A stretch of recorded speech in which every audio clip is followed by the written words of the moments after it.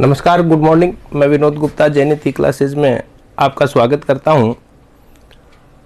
आज हम जिस टॉपिक पर चर्चा करने वाले हैं वो टॉपिक है हमारा राजनीतिक विकास। तुलनात्मक राजनीति के आधुनिक जो दृष्टिकोण है उस आधुनिक दृष्टिकोण में हमने कुछ उपागमों पर चर्चा की थी। आधुनिक दृष्टिकोण का जो प्रारंभ हुआ था वो सन 1945 के बाद में और मुख्यतः द्वितीय विश्व युद्ध की समाप्ति के बाद में तुलनात्मक राजनीति में आधुनिक उपागमों के आधार पर तुलनात्मक राजनीति को समझने का प्रयास किया गया।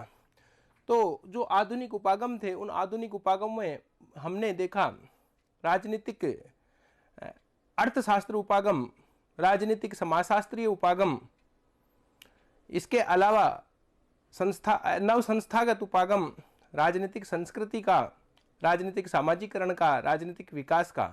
तो ये बहुत सारे जो उपागम थे इन उपागमों का आविर्भाव हुआ। आज का जो हमारा सरोकार है वो सरोकार है राजनीतिक विकास उपागम से। अब सबसे पहली जो बात है कि राजनीतिक विकास उपागम की आवश्यकता क्यों पड़ी।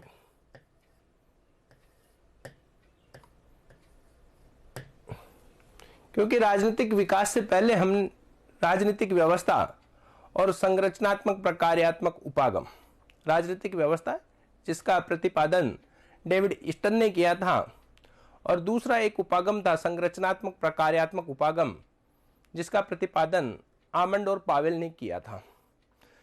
तो इन दोनों उपागमों में ऐसी क्या कमियां थी कि उन कमियों के कारण से हमें एक नया उपागम राजनीतिक विकास का लाना पड़ा या राजनीतिक विकास के आधार पर राजनीति को समझने का प्रयास किया गया।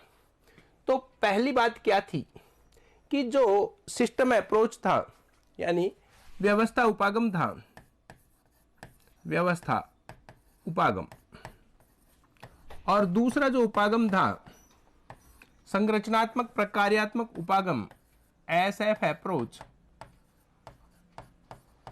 एसएफ यानी स्ट्रक्चरल फंक्शनल अप्रोच, संरचनात्मक प्रकार्यात्मक उपागम।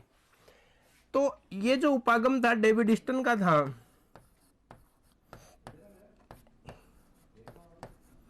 एसएफ अप्रोच जो था वो आमंड व पावेल का था,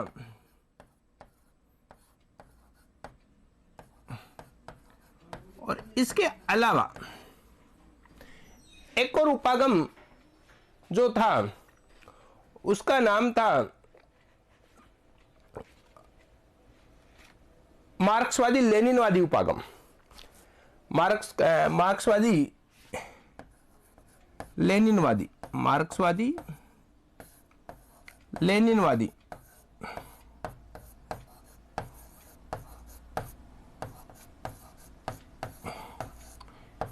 स्टीफन क्लार्कसन।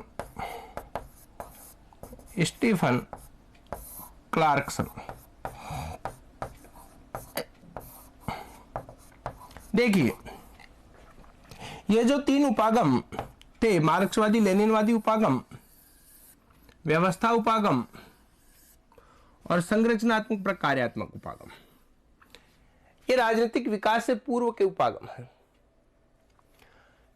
कमी क्या थी इन उपागमों में कि ये जो दोनों उपागम थे ये चूंकि व्यवस्था से जुड़े हुए थे, या हम इसको कह सकते हैं ये जो उपागम थे वो प्रणाली विश्लेषण से जुड़े हुए थे, सिस्टम से जुड़े हुए थे, प्रणाली से जुड़े हुए थे। तो ये दोनों उपागम केवल पाश्चात्य व विकसित देशों की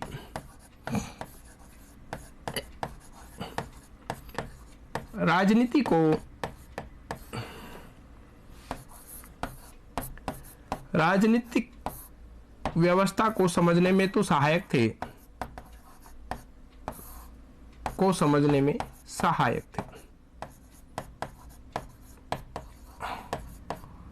यानी हम व्यवस्था उपागम और संरचनात्मक उपागम के माध्यम से केवल पश्चिमी देशों की राजनीतिक व्यवस्थाओं का विश्लेषण कर सकते थे, तुलना कर सकते थे। जैसे आपका अमेरिका है, ब्रिटेन है, जर्मनी है, जापान है, तो इन देशों की राजनीतिक व्यवस्थाओं को हम इस आधार पर समझ सकते थे।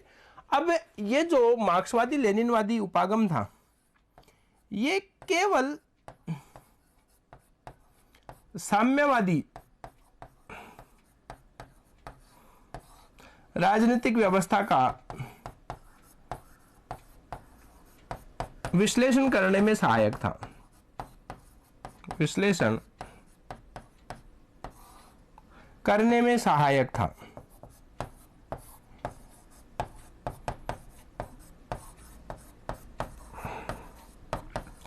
तो अब कौन से देश, मतलब ये वाले जो थे, ये केवल पाश्चात्य देशों की राजनीतिक व्यवस्थाओं को समझने में सहायक थे। कौन से? ये वाले जो व्यवस्था और संरचनात्मक प्रकार्यात्मक। ये मार्क्सवादी लेनिनवादी जो उपागम था स्टीफन क्लार्कसन का, ये केवल साम्यवादी देशों की राजनीतिक व्यवस्थाओं को समझने में सहायक था। तो अब ऐसे कौन से देश बच गए जिनकी राजनीतिक व्यवस्थाओं को समझना भी राजनीति विज्ञान में आवश्यकता, तुलना करना आवश्यकता। यानी 1945 के बाद में अगर हम वैश्विक व्यवस्था को देखें तो एक बहुत बड़ा परिवर्तन आ गया था। वो परिवर्तन क्या था? नवोदित राष्ट्रों का उदय हुआ था। नवोदित राष्ट्रों का उदय।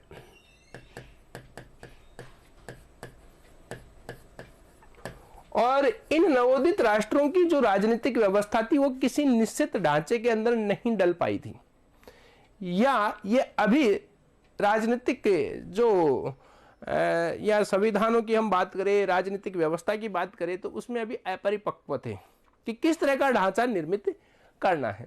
जैसे हम बात करें, भारत की बात करें, पाकिस्तान की बात करें, दोनों एक ही समय स्वतंत्र हुए थे।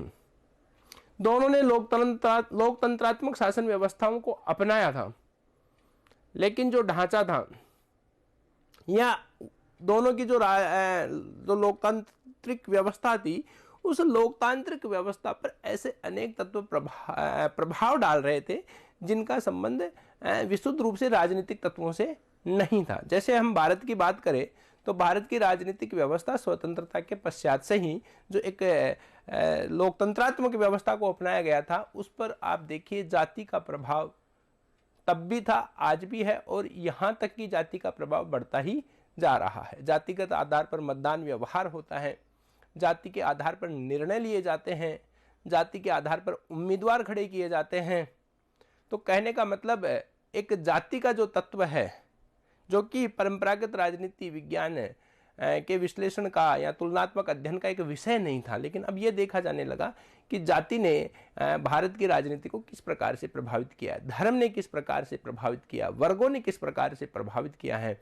ऐसे ही अगर हम पाकिस्तान की बात करें तो पाकिस्तान की राजनीति पर सैन्य शक्तियों का प्रभाव अधिक है, या सैन्य जो शक्तियां हैं उन्होंने राजनीति को प्रभावित किया, और कई बार तो वहां सैनिक ताकतों ने तख्ता पलट भी किया है। बहुत से ऐसे देश हैं। तो कहने का मतलब है, अगर हमें इन नवोदित राष्ट्रों की राजनीतिक व्यवस्थाओं को समझना है तो अन्य गैर राजनीतिक तत्वों को भी समझना होगा। और चूंकि ये जो उपागम थे, व्यवस्था का जो उपागम था, संरचनात्मक प्रकार्यात्मक जो उपागम था, या मार्क्सवादी जो लेनिनवादी था, ये इन देशों की राजनीतिक व्यवस्थाओं को समझने में सहायक नहीं था। ये केवल साम्यवादी देशों की राजनीतिक व्यवस्थाओं को समझने तक सीमित था। ये केवल विकसित या पाश्चात्य देशों की राजनीतिक व्यवस्थाओं को समझने में सहायक था। अब सवाल यह उठा कि इन नवोदित जो राष्ट्र हैं, इन नवोदित राष्ट्रों की राजनीतिक व्यवस्थाओं को किस प्रकार से समझा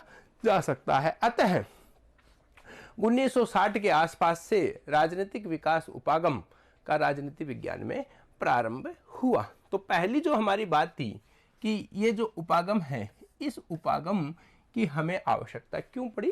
कारण संक्षेप में कारण यही है कि नवोदित, नव स्वतंत्र या 1945 के बाद में जो नया वैश्विक परिदृश्य उभर करके सामने आया था, उस वैश्विक परिदृश्य में राजनीति की संपूर्णताओं को समझने के लिए गैर राजनीतिक तत्वों का अध्ययन और इन विकासशील राष्ट्रों की राजनीतिक व्यवस्थाओं को समझना जरूरी हो गया था। अतः राजनीतिक विकास उपागम की राजनीति विज्ञान में आवश्यकता पड़ी। अब प्रश्न यह उठता है कि ऐसे कौन से देश थे जिन देशों की राजनीतिक व्यवस्थाओं को अलग अलग विद्वानों ने समझा, या ऐसे कौन से विद्वान थे जिन्होंने राजनीतिक विकास की प्रक्रिया, राजनीतिक विकास का जो अध्ययन था या तुलनात्मक अध्ययन था, उसको समझने की दिशा में आगे प्रयास किया। तो हम इसमें आगे चर्चा करेंगे आपसे कि अलग अलग देशों में अलग अलग विद्वान गए और उन अलग अलग विद्वानों ने अलग अलग देशों की राजनीतिक व्यवस्थाओं को समझने का प्रयास किया। तो हम यहाँ बात करते हैं 1960 से 1970 के दशक की,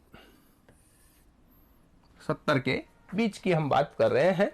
तो ऐसे बहुत से विद्वान थे जो अलग अलग देशों में गए, और ये जो विद्वान थे मुख्यतः प्रिंसटन विश्वविद्यालय राजनीतिक विकास का जो अध्ययन था, राजनीतिक विकास का जो अध्ययन था वो मुख्यतः प्रिंसटन विश्वविद्यालय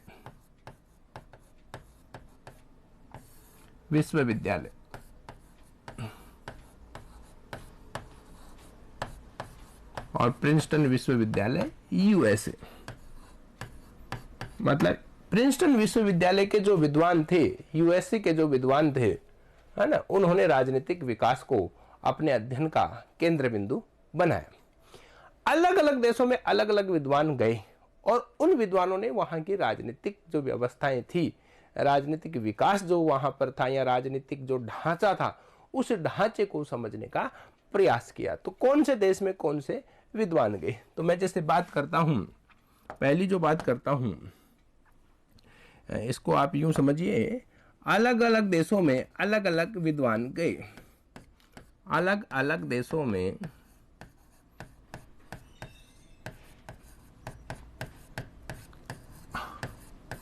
अलग अलग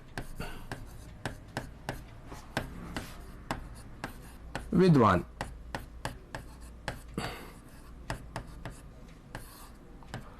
अब कौन से देश में कौन से विद्वान गए, तो सबसे पहले मैं बात करता हूं भारत की।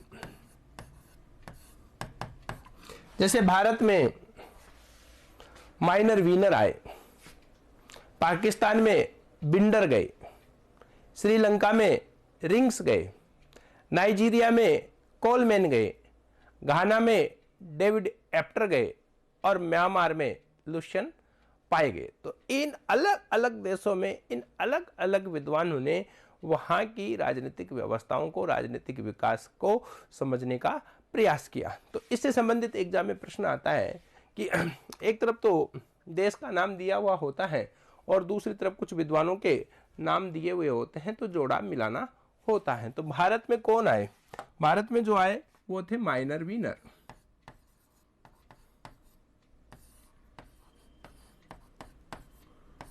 दूसरी हम बात करें पाकिस्तान में कौन गए, पाकिस्तान में गए बिंडर, पाकिस्तान में बिंडर। घाना में कौन गए, डेविड एप्टर।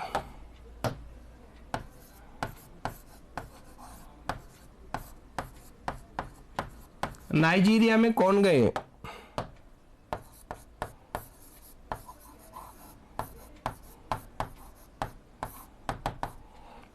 नाइजीरिया में जो जाने वाले थे वो थे कोलमैन।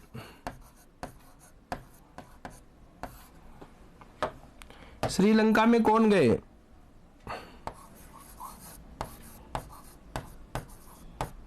रिंग्स।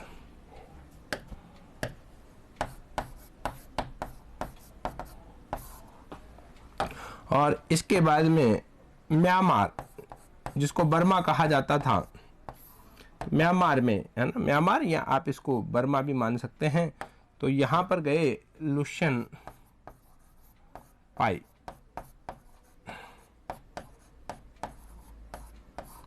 और एक और देश था इंडोनेशिया। तो इंडोनेशिया में कौन गए?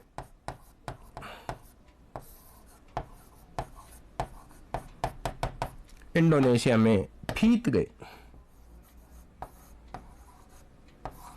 तो भारत में माइनर विनर, पाकिस्तान में बिंडर, श्रीलंका में रिंग्स, म्यांमार में लुशियन पाई, घाना में डेविड एप्टर, इंडोनेशिया में फीत और नाइजीरिया में कोलमैन। ये अलग अलग विद्वान अलग अलग देशों में गए और वहां इन्होंने राजनीतिक व्यवस्था को समझने का, राजनीतिक वहां की व्यवस्था थी, राजनीतिक विकास जो था उसको समझने का प्रयास किया। मतलब वहां की राजनीतिक व्यवस्थाओं को समझ करके इन्होंने विकास उपागम को अपनाया। तो ये जो देश जो थे जिनके नाम मैंने लिखे हैं, कहीं ना कहीं इनसे एग्जाम में अवश्य प्रश्न पूछ लिया जाता है और बहुत सी एग्जाम्स में पूछा जाता है। तो आपको ये याद रखना होगा, भारत में माइनर विनर, घाना में डेविड एप्टर, पाकिस्तान में बिंडर, श्रीलंका में रिंग्स, नाइजीरिया में कोलमैन, इंडोनेशिया में फीत और आपके म्यांमार में लुशियन पाई।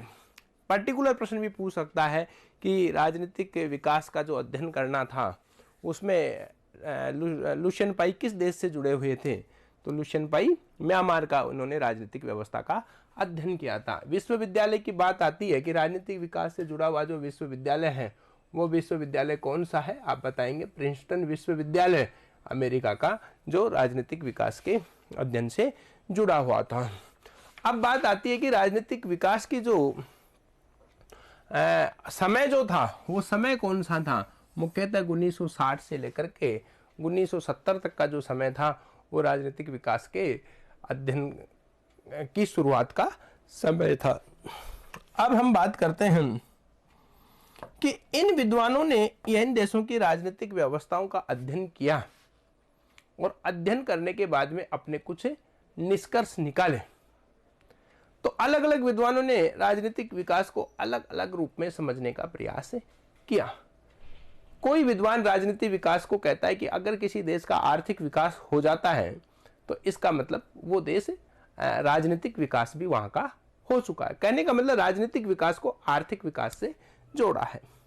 दूसरी बात, जैसे अगर किसी देश में लोकतंत्रात्मक शासन व्यवस्था सफलतापूर्वक काम कर रही है तो यह मान लिया जाता है कि उस देश का राजनीतिक विकास हो गया। ये कुछ विद्वानों ने ऐसी बात कही है। अगर किसी देश में मॉडर्नाइजेशन आ जाता है, आधुनिकीकरण की प्रक्रिया प्रारंभ हो जाती है और सफल दिशा में वो क्रियान्वित हो रही है, तो इसका मतलब उस देश का राजनीतिक विकास हो गया। तो अलग अलग विद्वानों ने अलग अलग बात कही है। जैसे राजनीतिक विकास आधुनिकीकरण के रूप में गुन्नार मिल्डर और लर्नर, दो विद्वान हैं, इन्होंने ये बात कही है। राजनीतिक विकास राष्ट्रीय राज्य की अवधारणा के रूप में, बिंडर ऐसी बात कहते हैं। राजनीतिक विकास औद्योगिक समाजों की विशेष राजनीति के रूप में, ऐसी बात कहते हैं रोस्टोव जो एक अर्थशास्त्री है, उन्होंने कहा कि अगर औद्योगिक विकास हो गया तो मतलब राजनीतिक विकास हो गया।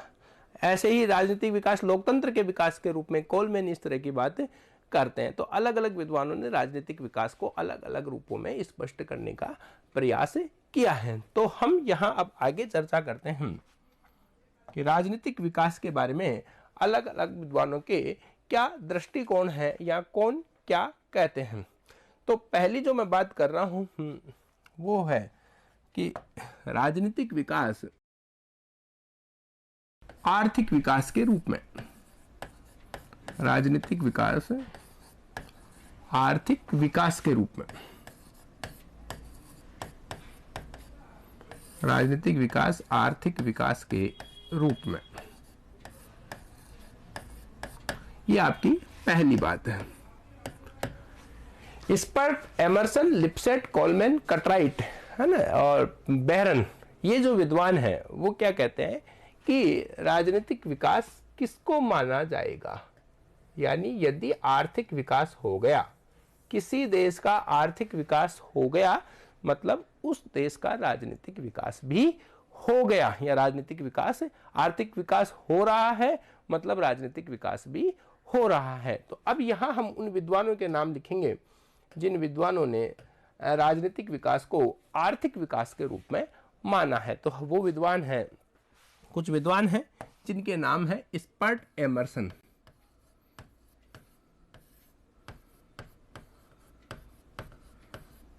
Lipset,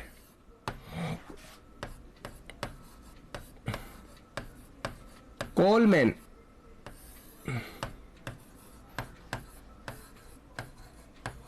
कटराइट,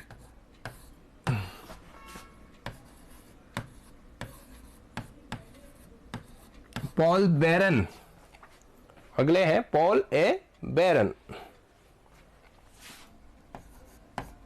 Paul A Baran. और पॉल ए बेरन के अलावा एक और विद्वान है बारबरन वार्ड,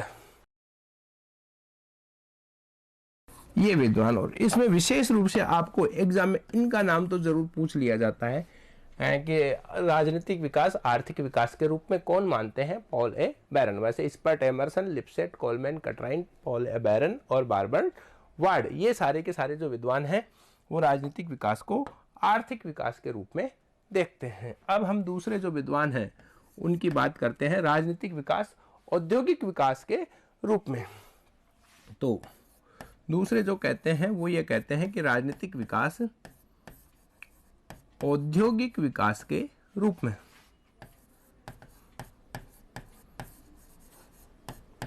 राजनीतिक विकास औद्योगिक विकास के रूप में।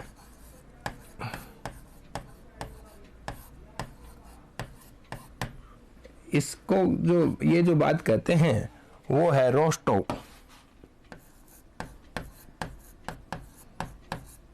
रोस्टोव एक अर्थशास्त्री थे। स्टेजेस ऑफ इकोनॉमिक ग्रोथ इनकी पुस्तक थी, है ना। तो ये कहते हैं कि राजनीतिक विकास क्या है? राजनीतिक विकास औद्योगिक विकास से जुड़ा हुआ है। अगर किसी देश का औद्योगिक विकास हो गया मतलब उस देश का राजनीतिक विकास भी हो गया। तीसरी जो हम बात करते हैं राजनीतिक विकास से जुड़ी हुई, वो है राजनीतिक विकास आधुनिकीकरण के रूप में।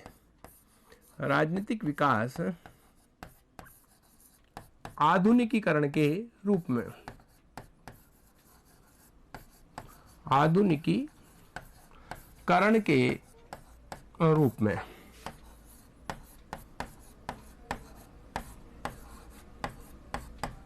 अब ये आधुनिकीकरण यानी राजनीतिक विकास को आधुनिकीकरण से जोड़ दिया कि अगर किसी देश का मॉडर्नाइजेशन हो गया तो इसका मतलब उस देश में राजनीतिक विकास भी हो गया। अब यहां मॉडर्नाइजेशन के क्या मायने हैं? आधुनिकीकरण किसे माना जाएगा? आधुनिकीकरण का मतलब है, मुख्यतः जो आधुनिकीकरण का जो कॉन्सेप्ट है, अवधारणा है या उपागम है, वो ये मानता है कि अगर जनता और सरकार, एक तरफ जनता है और दूसरी तरफ सरकार है, अगर दोनों के बीच में इंटरएक्शन होने लग जाए, दोनों के बीच में आदान प्रदान होने लग जाए, तो इसका मतलब उस देश में आधुनिकीकरण की प्रक्रिया प्रारंभ हो चुकी है या वो आधुनिकीकरण की दिशा में अग्रसर है। जैसे प्राचीन काल में जब राजतंत्रात्मक शासन व्यवस्था थी तो उसमें राजतंत्र का भी एक विशेष रूप, जो निरंकुश तंत्र शासन व्यवस्था थी, उसमें आम जनता सरकार तक नहीं पहुंच पाती थी या अपनी मांगों को वहां तक नहीं पहुंचा पाती थी, या उससे पहले ही उनका दमन कर दिया जाता था। उन्हें अपनी बात रखने का अधिकार नहीं था।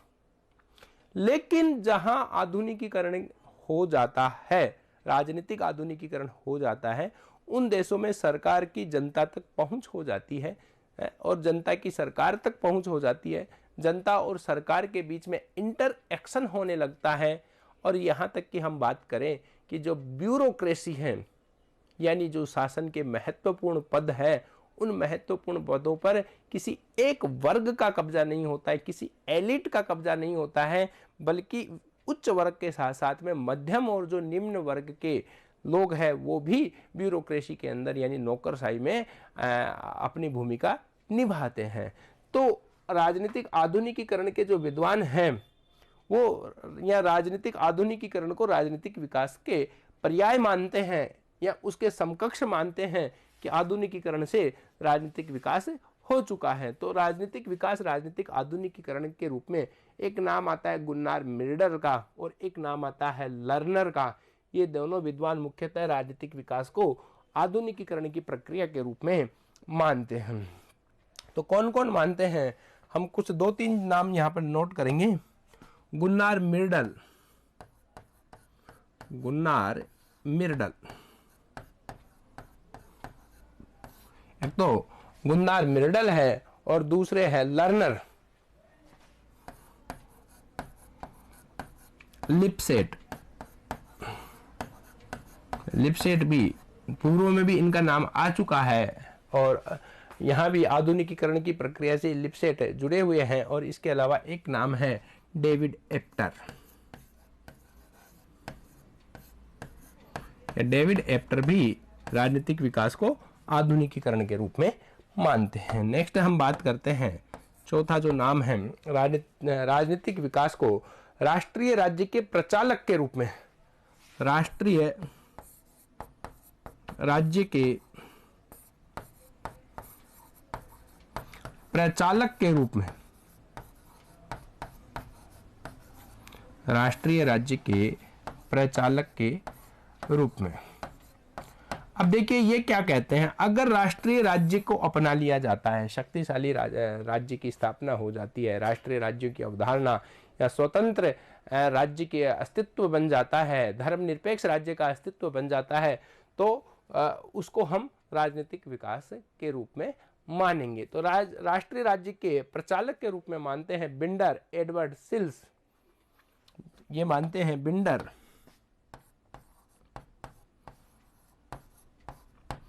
एडवर्ड सिल्स।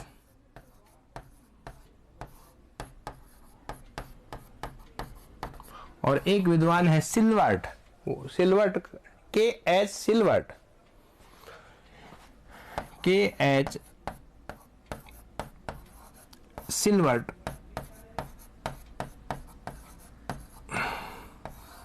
नेक्स्ट हम जो बात कर रहे हैं, पांचवी बात कर रहे हैं, वो है राष्ट्रीय राज्य के बाद में जन सहभागिता और जन संचारण के रूप में, जन सहभागिता व जन संचारण के रूप में।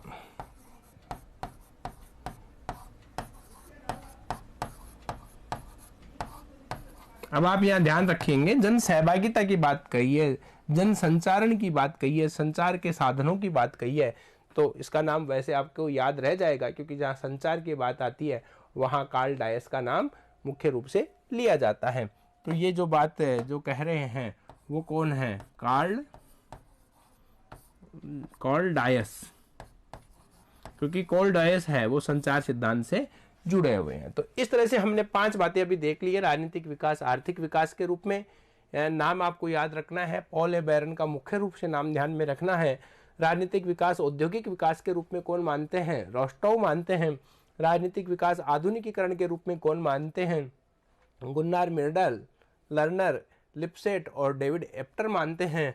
राष्ट्रीय राज्य के प्रचालक के रूप में बिंडर एडवर्ड सिल्स, KH सिल्वर्ट, और जन सहभागिता व जन संचारण के रूप में कार्ल डायस। तो ये जो विद्वान है वो राजनीतिक विकास को कहीं न कहीं किसी एक तत्व से जोड़ देते हैं। अब इसके बाद में हम चर्चा करते हैं, नेक्स्ट जो है 6 नंबर पे जो हम बात कर रहे हैं वो बात कर रहे हैं प्रशासकीय और कानूनी विकास के रूप में।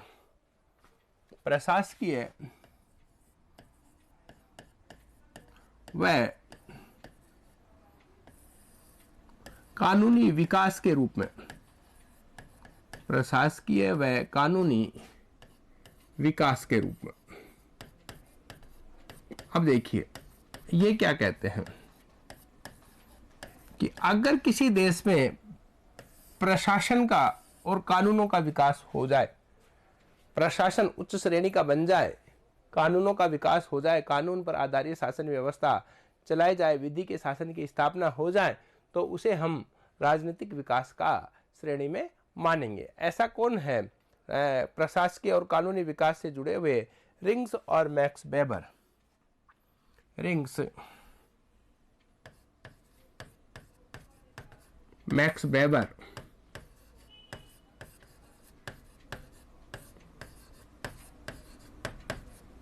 रिंग्स और मैक्स वेबर, ये क्या कहते हैं, प्रशासकीय और कानून। और एक नाम और लिख सकते हो आप, ला पालोम्बरा।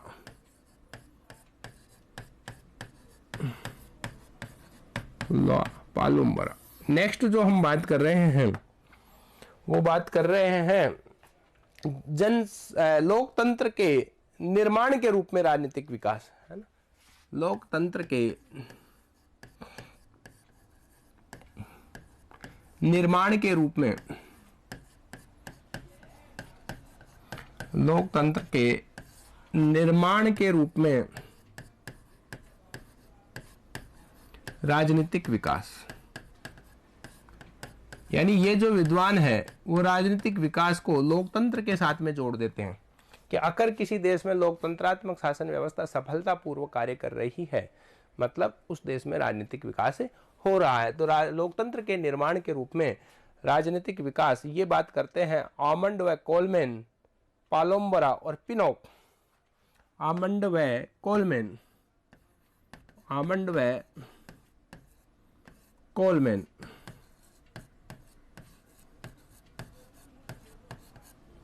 पालोम्बरा और अगला जो नाम है वो नाम है पिकॉक।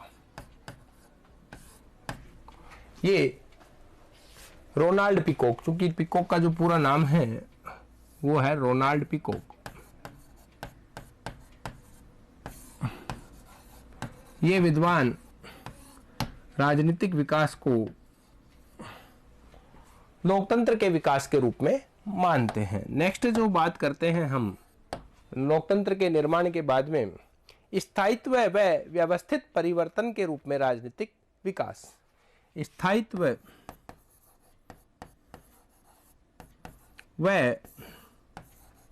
व्यवस्थित परिवर्तन के रूप में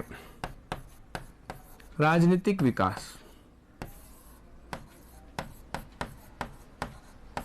अब देखिए, अगर किसी देश में कोई परिवर्तन लाना हो है तो वो परिवर्तन व्यवस्थित रूप से हो जाए और वहां की जो विद्यमान राजनीतिक व्यवस्था है उसके अस्तित्व पर किसी प्रकार का कोई संकट नहीं आए, तो उसे हम राजनीतिक विकास की श्रेणी में मानेंगे। जैसे हम पूर्व काल में बात करें, 1688 में इंग्लैंड में गौरवपूर्ण क्रांति हुई।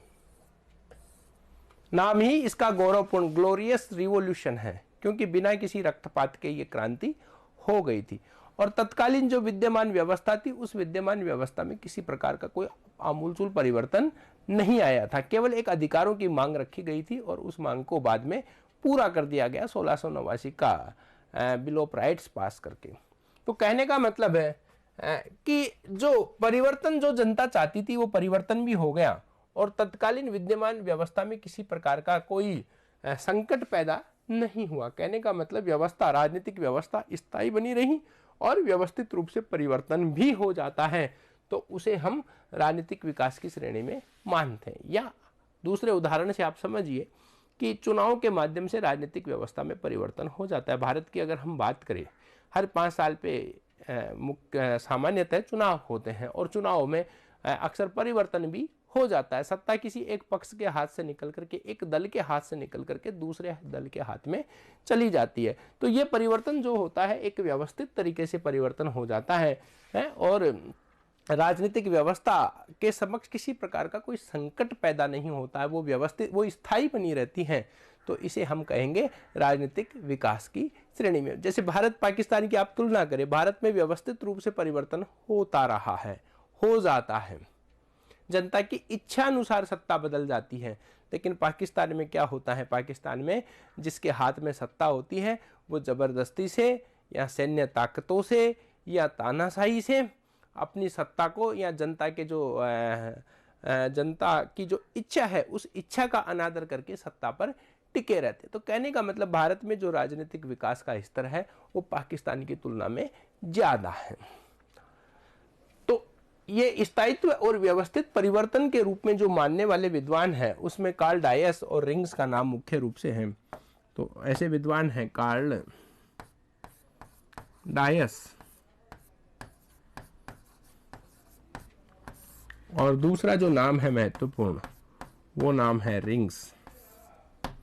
नेक्स्ट हम बात करते हैं कार्ल डायस और रिंग्स के बाद में शक्ति व गतिशीलता के रूप में।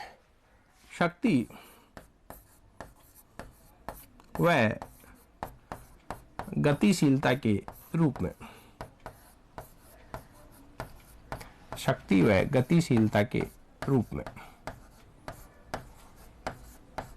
शक्ति और गतिशीलता के रूप में कौन मानते हैं? तो शक्ति और गतिशीलता के रूप में मानते हैं टॉलकोट, पार्सन्स और जूनियर, पावेल जूनियर और कोलमैन। टॉलकोट, पार्सन्स, कोलमैन,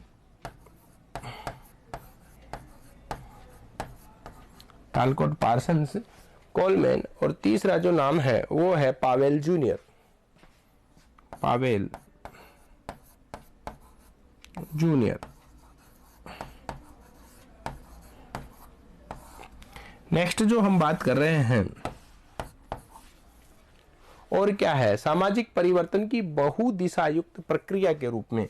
सामाजिक परिवर्तन की, सामाजिक परिवर्तन की बहुदिशायुक्त, बहुदिशायुक्त प्रक्रिया के रूप में।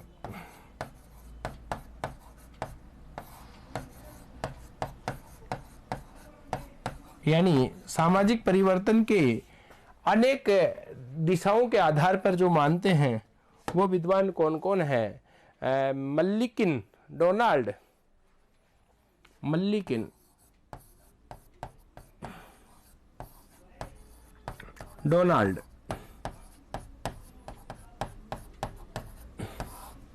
मल्लिकिन, डोनाल्ड, ब्लैकमर और आइजनस्टेड। ब्लैकमर और आइजनस्टेड, ये जो विद्वान है वो सामाजिक परिवर्तन की बहुदिशायुक्त प्रक्रिया के रूप में राजनीतिक विकास को मानते हैं। तो हमने अभी तक पूर्व में राजनीतिक विकास को अलग अलग रूपों में देखा है ना। इसके बाद में राजनीतिक विकास को, अब ये जितनी भी जो परिभाषाएं दी गई हैं, इन परिभाषाओं की सबसे बड़ी कमी क्या है? इन सब परिभाषाओं में राजनीतिक विकास को किसी एक तत्व तक सीमित मान लिया है। जैसे इसमें राजनीतिक विकास को केवल प्रशासकीय और कानूनी विकास तक मान लिया, इसमें केवल लोकतंत्र से जोड़ दिया, इसमें केवल स्थायित्व और परिवर्तन से जोड़ दिया, इसमें शक्ति और गतिशीलता से जोड़ दिया। तो कहने का मतलब यह है कि ये जो सारी परिभाषाएं दी गई हैं, ये परिभाषाएं अधूरी परिभाषाएं हैं, एकांगी परिभाषाएं हैं, एक पक्षीय परिभाषाएं हैं। ऐसा कौन कहते हैं? लुशियन पाई कहते हैं। लुशियन पाई ने कहा कि ये जो परिभाषाएं हैं, ये परिभाषाएं अधूरी परिभाषा है। हम बात करते हैं लुशियन पाई का विश्लेषण। तो लुशियन पाई क्या कहते हैं?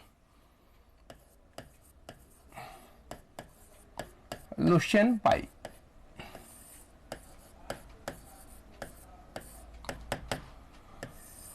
लुशियन पाई की पुस्तक है और उस पुस्तक का नाम है,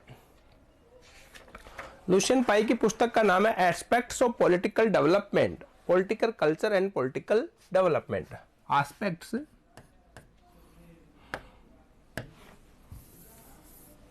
aspects of political development, aspects of political development.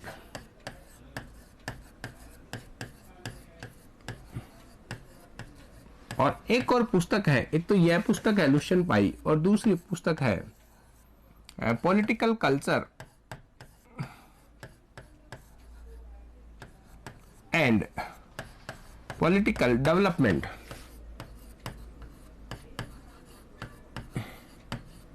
ये जो दो पुस्तकें हैं, aspects of political development, political culture and political development, इन पुस्तकों में लुशियन पाई ने अपना विश्लेषण किया है ये जो पुस्तक है दूसरी वाली, इसमें एक नाम और जुड़ जाता है। अब लुशियन पाई के साथ साथ में एक और विद्वान है, कंबाइन रूप से लिखी हुई है, लुशियन पाई और साथ में plus Sidney Verba, Sidney Verba, इन दोनों ने ये किताब संयुक्त रूप से लिखी हुई है।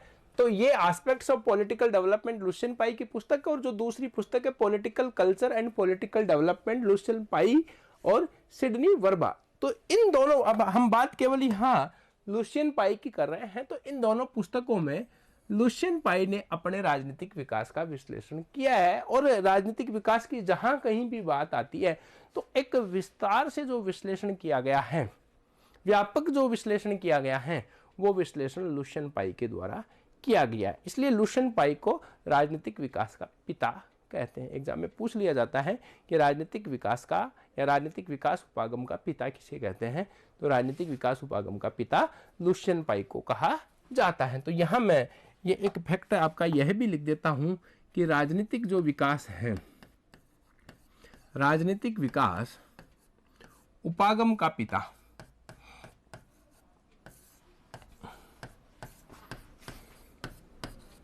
कौन है, तो ध्यान रखिएगा, राजनीतिक विकास उपागम के पिता लुशियन पाई है, क्योंकि इन्होंने बहुत ही विस्तार से राजनीतिक विकास को समझाया है। अब ये क्या कहते हैं, लुशियन पाई क्या कहते हैं राजनीतिक विकास के बारे में, कि पूर्व की जो परिभाषाएं हैं, पूर्व का परिभाषाएं मान लीजिए आप इसको, पूर्व के विद्वानों का जो विश्लेषण है, विद्वानों का जो विश्लेषण है,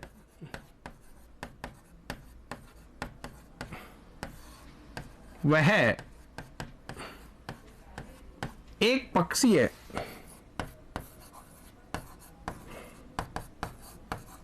एकांगी वह अधूरा है।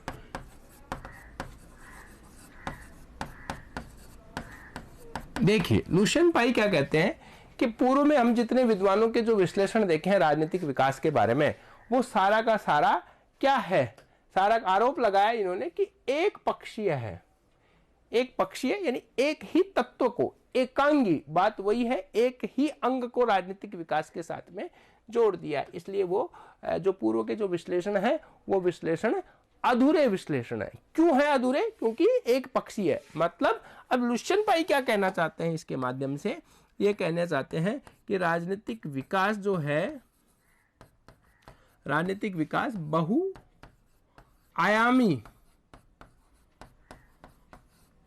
व बहुदिशा युक्त है।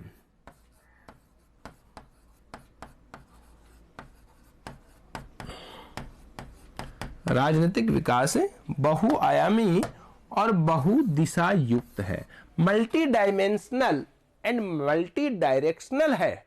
कौन? राजनीतिक विकास। ये बात कौन कहते हैं? लुशियन पाई कहते हैं। लुशियन पाई ने यही बात कही है कि आप किसी एक चीज से जोड़ करके राजनीतिक विकास को नहीं समझ सकते हैं, क्योंकि राजनीतिक विकास को समझने के लिए हमें अनेक कोणों से विचार करना होगा, अनेक तत्वों को ध्यान में रख करके हम किसी देश के राजनीतिक विकास को समझ सकते हैं। इसलिए इन्होंने कहा कि जो राजनीतिक विकास है वो बहुआयामी है और बहुदिशा युक्त, उसकी कोई एक दिशा नहीं है। अतः हम किसी एक तत्व के माध्यम से राजनीतिक विकास को नहीं समझ सकते हैं। जैसे उन विद्वानों ने क्या किया, उन विद्वानों ने यही किया कि जैसे मान लीजिए एक तत्व के आधार पर समझने का प्रयास किया कि राजनीतिक वो तत्व जो है, वो तत्व हम मान सकते हैं राजनीतिक संस्कृति का लौकिकीकरण। लौकिकीकरण, अब देखिए ये एक तत्व है राजनीतिक संस्कृति का लौकिकीकरण, और इसके आधार पर उन्होंने किस तरह से मापने का प्रयास किया। जैसे मान लीजिए 3 देशों के मैं नाम ले रहा हूं, यहां बात कर रहा हूं मैं पाकिस्तान की, यहां बात कर रहा हूं मैं भारत की, और यहां बात कर रहा हूं मैं यूएसए की। तो राजनीतिक संस्कृति के लौकिकीकरण के आधार पर समझाया गया कि ये विकास का स्तर है। विकास ये अल्प से अत्यधिक।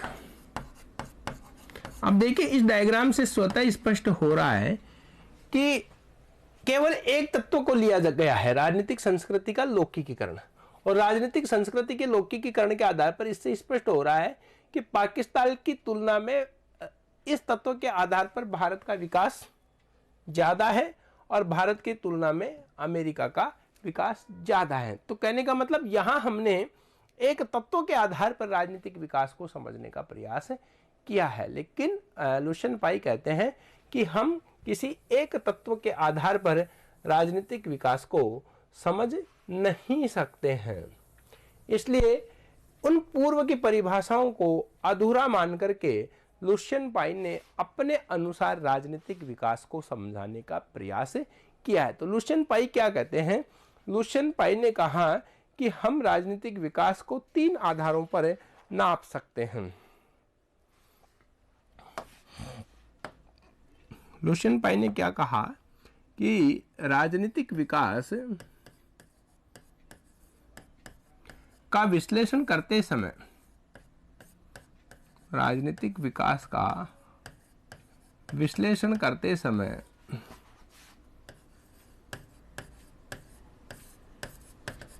इसके 3 निर्माणक तत्वों का, इसके 3 निर्माणक तत्वों पर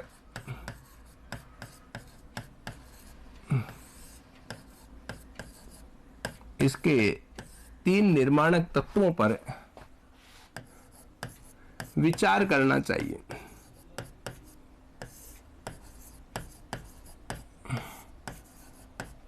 अब इसके 3 निर्माणक तत्व कौन से हैं?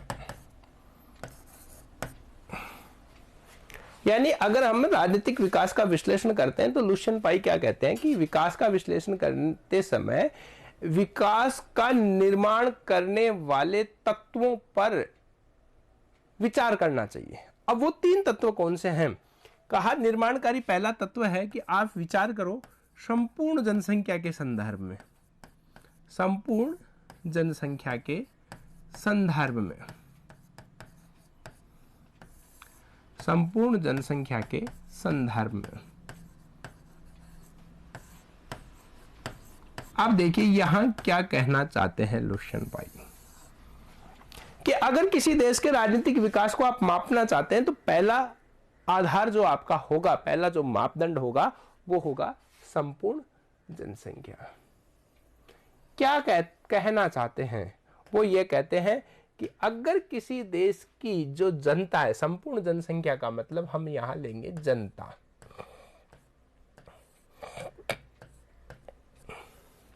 और जनता में कोई परिवर्तन आया कि नहीं आया, जनता में किसी प्रकार के चेंजेस आए कि नहीं आए, और वो चेंजेस किस चीज में, एटीट्यूड में चेंजेस आया कि नहीं आया, उनकी अभिवृत्ति में परिवर्तन आया कि नहीं आया, वो जिस दृष्टिकोण से पहले देखते थे क्या राजनीतिक व्यवस्था को आज भी उसी दृष्टि से देखते हैं, या फिर एक जो जनसंख्या में एक व्यक्ति जो दूसरे व्यक्ति को जिस दृष्टिकोण से देखता था, क्या दूसरे व्यक्तियों को वो व्यक्ति आज एक अलग दृष्टिकोण से देख रहा है या नहीं है। अब यहां हम एक एग्जाम्पल के माध्यम से समझेंगे कि भारत में 4 वर्णों की बात कही गई थी, ब्राह्मण,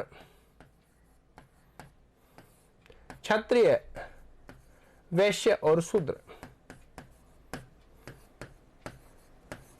वैश्य और चौथा जो था आपका वो था शूद्र, ब्राह्मण, क्षत्रिय, वैश्य और शूद्र। ये देखिए 4 वर्ण। अब प्राचीन काल से मनुस्मृति के समय से भारतीय समाज को इन 4 वर्गों में विभाजित कर दिया गया था। अब विभाजन ही नहीं किया गया, इसको श्रेष्ठ बता दिया और इसको हीनतम बता दिया। हुआ क्या? जनता में असमानता प्रकट हो गई। क्या पैदा हो गई? असमानता पैदा हो गई। यानी जनता एक दूसरे को, यानी ब्राह्मण अपने आप से इस वर्ग को हीन स्थिति में मानने लग गए। तो कहने का मतलब असमानता पैदा हो गई। लंबे समय तक यह असमानता रही। अब किसी देश के राजनीतिक विकास को मापने का आधार लुशियन पाई ने क्या बताया कि अगर जनता की अभिवृद्धि में परिवर्तन आ जाए, यानी जनता ये ऊंच और नीच का जो भेदभाव, ऊंचे और छोटे, बड़े और छोटे का जो भेदभाव पहले से चला आ रहा है, प्राचीन काल से चला आ रहा है, अगर ये भेदभाव समाप्त हो जाए तो इसका मतलब वो जो देश है वो विकास की दिशा में अग्रसर है, आगे बढ़ रहा है। यानी जनता में कौन सी भावना आ जानी चाहिए? जनता में समानता की भावना आ जानी चाहिए। जैसे हम बात करें भारत की राजनीतिक व्यवस्था की बात करें, राजनीतिक विकास को अगर हम मापे, यानी भारत का राजनीतिक विकास पूर्ण रूप से तब माना जाएगा जब भारत की संपूर्ण जनता में समानता की भावना आ जाए। जनता का प्रत्येक व्यक्ति यह सोचने लगे कि जो दूसरा व्यक्ति है वो मेरे ही समान है, एक दूसरे को समान समझे, ऊंचे नीचे का भेदभाव नहीं रहे। तो उसे लुशियन पाई ने राजनीतिक विकास का एक मापदंड माना है, एक निर्माणक तत्व माना है। तो अगर हमें किसी भी देश के राजनीतिक विकास का विश्लेषण करना है तो सबसे पहले यह देखना होगा, किस रूप में विचार करना होगा, संपूर्ण जनसंख्या के संदर्भ में विचार करना होगा कि वहां की जनसंख्या में अभिवृत्तात्मक परिवर्तन, उनके एटीट्यूड में परिवर्तन आया कि नहीं आया, ऊंच नीच का जो भेदभाव था जो वो समाप्त हुआ कि नहीं हुआ। तो पहली जो बात जो यहाँ लुशियन पाई बता रहे हैं वो बता रहे हैं संपूर्ण जनता के संदर्भ में। दूसरी जो बात बताते हैं वो ये कहते हैं कि सामान्य और शासकीय व्यवस्था निष्पादन के संदर्भ में। इसको समझने का प्रयास किया है। सेकंड जो है वो बात बताते हैं संपूर्ण सामान्य व शासकीय व्यवस्था निष्पादन के संदर्भ में, निष्पादन के संदर्भ में, सामान्य और शासकीय व्यवस्था निष्पादन के संदर्भ में। अब देखिए यह समझिए आप क्या कहना चाहते हैं। शासकीय व्यवस्था निष्पादन, दूसरा जो इन्होंने आधार बनाया, शासकीय का मतलब शासन, सरकार। यहां जो बात हो रही है वो किसकी बात हो रही है? सरकार की बात हो रही है। और सरकार की व्यवस्था के निष्पादन की बात कर रहे हैं कौन? लुशियन पाई। थोड़े क्लिष्ट शब्द हैं लेकिन इसका अर्थ क्या है? अर्थ यह है कि लुशियन पाई यहां कहते हैं कि अगर किसी देश की जो सरकार है, अगर किसी देश की सरकार है वो अपने कार्यों का निष्पादन करने में सक्षम हो जाए, अगर किसी देश की सरकार अपने कार्यों का निष्पादन करने में सक्षम हो जाए तो वो राजनीतिक विकास का मापदंड होगा। सक्षम किस रूप में सक्षम? अब इस सरकार के पास में जनता की कुछ मांगे आती हैं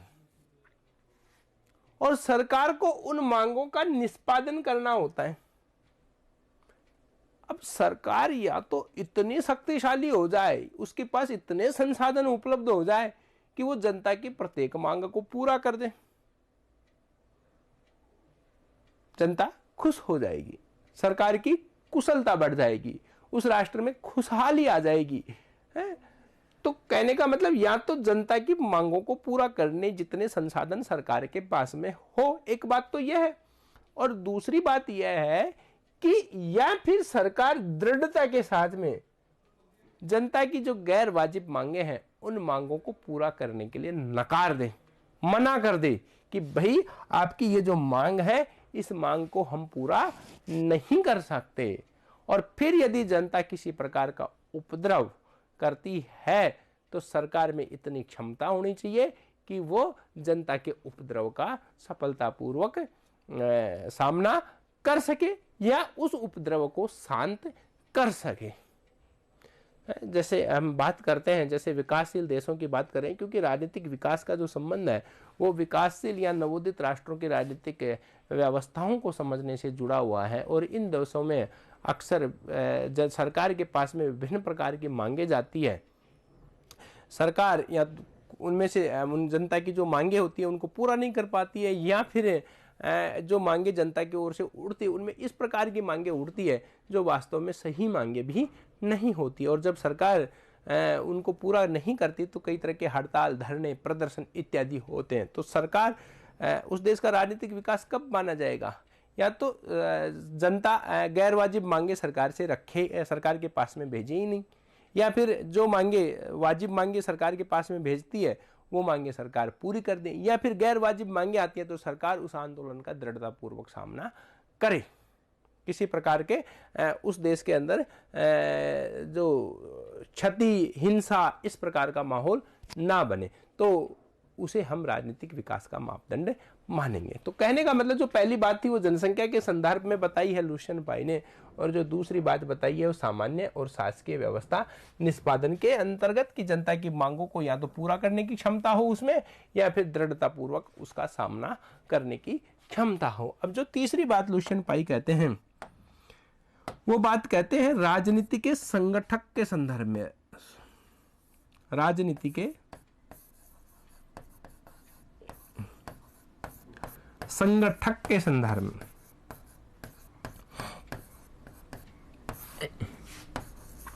राजनीति के संगठन के संदर्भ में, राजनीति के संगठन के संदर्भ में क्या कहते हैं लुशियन पाई?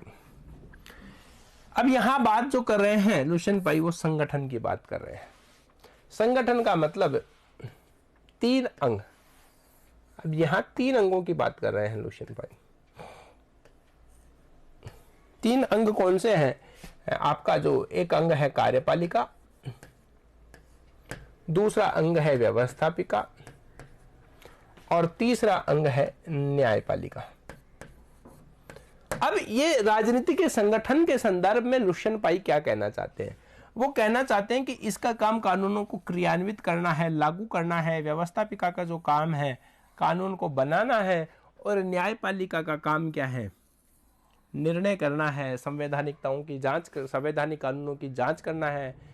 तो ये सारे जो काम है ये 3 अंग हैं। अब देखिए क्या कहना चाहते हैं लुशियन पाई कि ये जो अंग है वो केवल अपना काम करे, कानूनों को क्रियान्वयन से संबंधित जो कार्य जिम्मेदारी इसको सौंपी गई है इसका संबंध केवल उसी से रहे। व्यवस्थापिका जो अंग है इसका काम कानून निर्माण से संबंधित होना चाहिए, और न्यायपालिका जो है उसका काम निर्णयों से संबंधित, संविधान में लिखे हुए जो नियम है उनकी व्याख्याओं से संबंधित होना चाहिए। अगर ये तीनों अंग अपना अपना काम करेंगे तो इससे क्या होगा? इससे 2 चीजें निकल करके आएगी। अगर तीनों अंग अपना अपना काम करेंगे तो इससे 2 चीजें निकल करके आएगी। एक तो विशेषीकरण, और दूसरी जो बात आएगी विभेदीकरण। स्पेशलाइजेशन एंड डिफरेंशियलाइजेशन है विभेदीकरण और विशेषीकरण। विभेदीकरण और विशेषीकरण का क्या मतलब है?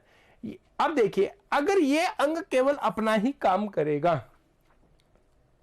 केवल कानूनों, ये अंग केवल कानून बनाने का काम करेगा, तो इस अंग में एक विशेषीकरण उत्पन्न हो जाएगा, एक स्पेशलाइजेशन आ जाएगा। और ये अंग केवल अपना ही काम करेगा, न्याय की व्याख्या, तो इस अंग में जो काम करने वाले जो लोग हैं संविधान या कानूनों के विशेषज्ञ बन जाएंगे काम करते। एक तो विभेदीकरण का मतलब काम का बंटवारा हो गया, विभेद हो गया, अलग अलग हो गया, और विशेषीकरण का मतलब हो गया उस काम को करने की उनमें स्पेशलाइजेशन आ जाता है। जैसे मान लीजिए आपको कुछ सब्जेक्ट्स कोई टीचर पढ़ा रहे हैं कॉलेज के अंदर, यूनिवर्सिटी के अंदर, जैसे मैं आपको पॉलिटिकल साइंस पढ़ा रहा हूँ, कोई दूसरा टीचर आपको इकोनॉमिक्स पढ़ा रहा है, तीसरा टीचर आपको फिलोसफी पढ़ा रहा है, तो मैं केवल पॉलिटिकल साइंस पढ़ाने का काम करूँ, हिस्ट्री और इकोनॉमिक्स पढ़ाने का काम नहीं करूंगा, तो इस सब्जेक्ट में मेरे धीरे धीरे क्या आ जाएगा? विशेषीकरण आ जाएगा, स्पेशलाइजेशन आ जाएगा, उस काम का वो एक्सपर्ट हो जाएगा। है। तो कहने का मतलब यहाँ भी वही बात है, जो लुशियन पाई है वो यही कहना चाहते हैं कि कार्यपालिका, व्यवस्थापिका और न्यायपालिका अपने अपने भूमिकाओं का निष्पादन करे, अपने अपने कार्यों का निष्पादन करे, तो एक तो उससे विभेदीकरण आ जाएगा और विशेषीकरण आ जाएगा। ये राजनीतिक विकास का एक मापदंड है। अब पहले क्या होता था, पहले आप एग्जाम्पल के रूप में समझिए कि कबीले का सरदार होता था, कबीले का सरदार, या फिर हम उस कहे राजतंत्र शासन व्यवस्था होती थी। तो कबीले के सरदार या राजतंत्रात्मक शासन व्यवस्था में जो एक व्यक्ति होता था, जो सरदार होता था, राजतंत्र में जो राजा होता था, सारी भूमिकाओं का निर्वहन वो अकेला ही करता था। मतलब कार्यपालिका का काम भी उसी का था, व्यवस्थापिका का काम भी उसी का था और न्यायपालिका का काम भी उसी का था। राजा ही कानून बनाता था, राजा ही कानून को लागू करता था और राजा ही न्याय करता था। तो कहने का मतलब यह हुआ कि क्या एक व्यक्ति इतनी सब कार्यपालिका, व्यवस्थापिका और न्यायपालिका के कार्यों को कुशलतापूर्वक संपादित कर सकता है? संभव ही नहीं है। ये लोकतंत्र के लिए भी घातक है और विकास के लिए भी घातक है। तो जो लुशियन पाई थे, उन्होंने राजनीतिक विकास को मापने का या उसका जो निर्माणक तत्व था, वो तीसरा जो आधार बताया है वो बताया है राजनीति के संगठन के संदर्भ में। तो तीन बातें उनकी हो गई। अब देखिए तीनों का रिजल्ट क्या निकल करके आता है। संपूर्ण जनता के संदर्भ में तो जो रिजल्ट निकल के आया है वो रिजल्ट आ गया आपका समानता। इनके रिजल्ट्स देखिए आप कि जनता में क्या होनी चाहिए, संपूर्ण जनता में समानता की भावना होनी चाहिए, ऊंच नीच का जो भेदभाव है वो समाप्त हो जाना चाहिए। दूसरा, सामान्य व शासकीय व्यवस्था निष्पादन सरकार की कैपेसिटी बढ़ जानी चाहिए, या तो मांग को पूरा करे, संसाधन हो उसके पास में, या फिर मांग का दृढ़ता पूर्वक मुकाबला करे। तो जो दूसरी जो विशेषता निकल करके आती है वो विशेषता है क्षमता। और तीसरा, प्रत्येक अंग अपना अपना काम करे। जो तो तीसरी विशेषता जो निकल करके आती है वो लुशियन पाई ने बताई है विभेदीकरण।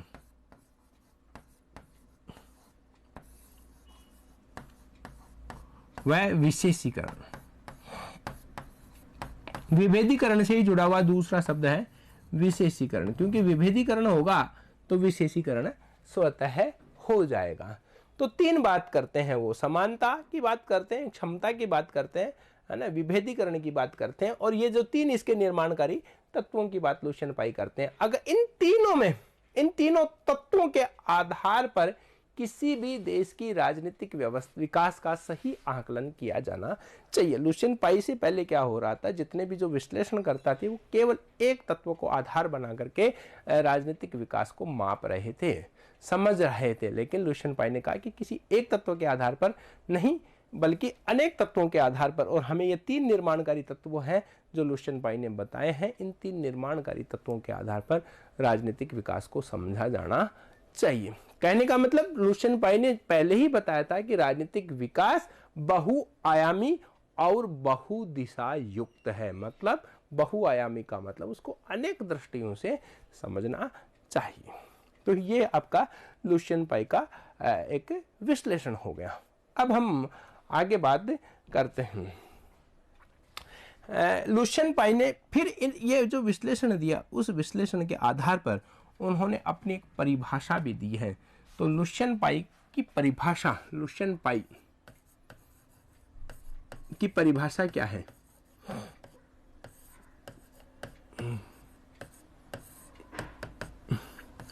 लुशियन पाई क्या कहते हैं कि राजनीतिक विकास संस्कृति का विसरण। राजनीतिक विकास क्या है? राजनीतिक विकास संस्कृति का विसरण। राजनीतिक विकास संस्कृति का विसरण, डिफ्यूजन, तथा जीवन के पुराने प्रतिमानों को, जीवन के पुराने प्रतिमानों को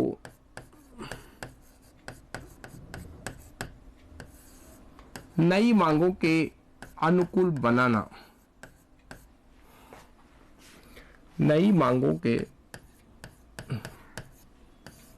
अनुकूल बनाना,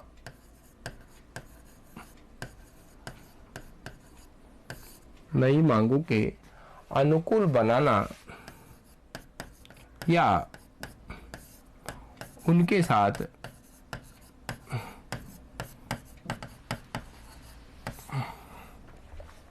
सामंजस्य बैठाना है, सामंजस्य बैठाना है।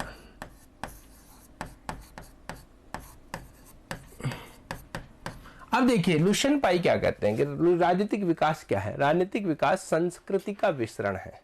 संस्कृति के विसरण का मतलब यह है कि जो पुरानी जो संस्कृति चली आ रही थी उसको डिफ्यूज कर दिया जाए, वो क्या माना जाएगा, राजनीतिक विकास। और जीवन के जो पुराने जो पैटर्न हैं, पुराने तरीके हैं जिसके आधार पर हम अपने समाज को, हमारी व्यवस्था को रख रहे थे, उसको नई मांगों के अनुकूल बनाया जाए, बदलते हुए परिवेश के अनुसार उसको अपडेट किया जाए। पुराने प्रतिमान जो सही नहीं है उन पुराने प्रतिमानों को छोड़ दिया जाए, और यहाँ कोई पुराना प्रतिमान है उसको बनाए रखना है, लेकिन वो आधुनिक प्रतिमान के साथ में उसके टकराहट हो रही है, तो उसके साथ में सामंजस्य बैठा लिया जाना चाहिए। तो ये एक परिभाषा जो लुशियन पाई ने कही है कि राजनीतिक विकास क्या है। राजनीतिक विकास संस्कृति का विसरण है तथा जीवन के पुराने प्रतिमानों को नई मांगों के अनुकूल बनाना या उनके साथ सामंजस्य बैठाना राजनीतिक विकास है। अब यहाँ हम आमंड और पावेल की ओर बात करेंगे। यहीं पर बात करते हैं कि आमंड और पावेल ने क्या कहा है। आमंड और पावेल ने कहा है कि राजनीतिक विकास राजनीतिक संरचनाओं का अभिवृद्ध विभिन्नीकरण और विशेषीकरण तथा राजनीतिक संस्कृति का बढ़ा हुआ लौकिकीकरण है। तो क्या कहते हैं आमंड और पावेल। तो दूसरी हम जो बात करते हैं आमंड और पावेल की।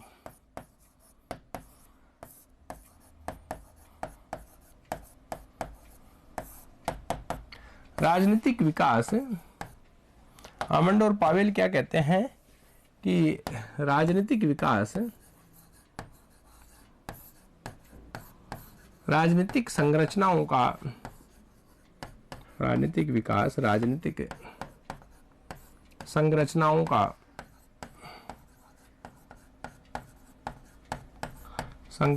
का अभिवृद्ध विभिन्नीकरण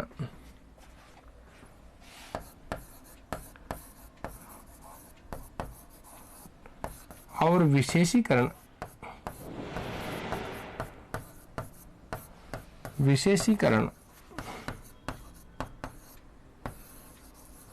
तथा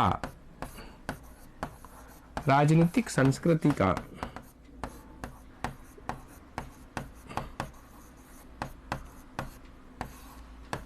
बढ़ा हुआ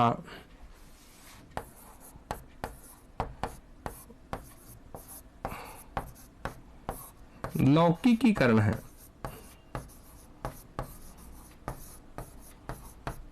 अब यहां इसको समझिए क्या कहना चाहते हैं लुशियन पाई। देखिए लुशियन पाई क्या कहते हैं, राजनीतिक विकास क्या है। एक बात इन्होंने बताई, राजनीतिक संरचनाओं का अभिवृद्ध विभिन्नीकरण और विशेषीकरण, और दूसरे इन्होंने बात कही संस्कृति का बढ़ा हुआ लौकिकीकरण। यानी राजनीतिक विकास को किस चीज से जोड़ते हैं। जो बात लुशियन पाई ने बताई थी लगभग उसी तरह से ये भी विश्लेषण करते हैं कि राजनीतिक विकास क्या है। ये कहता है राजनीतिक संरचनाओं का अभिवृद्ध विभिन्नीकरण। अब यहां समझिए, देखिए राजनीतिक संरचनाएं कौन सी, कार्यपालिका, व्यवस्थापिका और न्यायपालिका। ये राजनीतिक व्यवस्था की क्या है, संरचनाएं। तो संरचनाओं से यहाँ तात्पर्य कार्यपालिका, व्यवस्थापिका और न्यायपालिका से है। दूसरा है अभिवृद्ध विभिन्नीकरण। अभिवृद्ध का मतलब है बढ़ा हुआ या बढ़ता हुआ। विभिन्नीकरण का मतलब वही बात है कि जो संरचनाएं हैं वो संरचनाएं अलग अलग हो जाए। संरचनाएं कार्यपालिका यानी किसी भी देश की जो सरकार है या राजनीतिक व्यवस्था वो 3 भागों में बढ़ जाए, कार्यपालिका, व्यवस्थापिका और न्यायपालिका, और फिर उसमें क्या आ जाए, विशेषीकरण आ जाए। तो वही बात जो लुशियन पाई ने बताई है वही बात आमंड और पावेल बताए हैं। परिभाषा में फर्क है कि राजनीतिक संरचनाओं का विभिन्नीकरण और विशेषीकरण। दूसरी जो बात ये कहते हैं वो कहते हैं राजनीतिक संस्कृति का लौकिकीकरण। अब लौकिकीकरण का मतलब क्या होता है? लौकिकीकरण का मतलब होता है कि धर्मनिरपेक्षता की ओर बढ़ना, धर्म निरपेक्षता की ओर अग्रसर होना, ये क्या है? लौकिकीकरण है। तो इस तरह से आमंड और पावेल ने राजनीतिक विकास को परिभाषित करने का प्रयास किया है। यानी जो धर्म प्रधान राजनीति थी, धर्म प्रधान राजनीतिक व्यवस्था थी, उसको धर्म प्रधानता से बाहर निकाल करके उसे विशेषीकरण धर्म निरपेक्षता की तरफ आगे बढ़ाया जाए तो वो राजनीतिक विकास का लक्षण माना जाएगा। नेक्स्ट हम आगे चर्चा करते हैं। तो इस तरह से लुशियन पाइड ने और आमंड और पावेल ने राजनीतिक जो विकास है उस राजनीतिक विकास का विश्लेषण करने का प्रयास किया है। अब हम बात करते हैं राजनीतिक विकास की विशेषताएं। तो पहली हम बात करते हैं लुशियन पाई की। तो राजनीतिक विकास की विशेषताएं,